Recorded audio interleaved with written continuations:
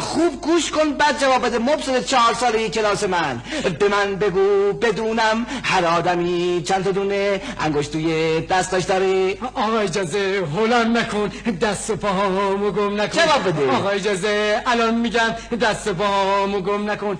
آقا اجازه جواب میدم، زودتون سریع جواب میدم. هر آدمی تو دستاش 11 تا انگشت داره. هر آدمی تو دستاش 11 تا انگشت داره. آخه چطور همچی چیزی ممکنه؟ مبصر 4 ساله کلاس. آقا اجازه جواب میدم، زودتن سریع جواب میدم. 10 و 9 و 8 و 7 و 6، 10 و 9 و 8 و 7 و 6 با 5 تا میشه 11 تا. 10 و 9 و 8 و 7 و 6 با 5 تا میشه 11 تا. 10 و 9 و 8 و 7 و 6 با 5 تا میشه 11 تا. چطور ممکنه بچه ها؟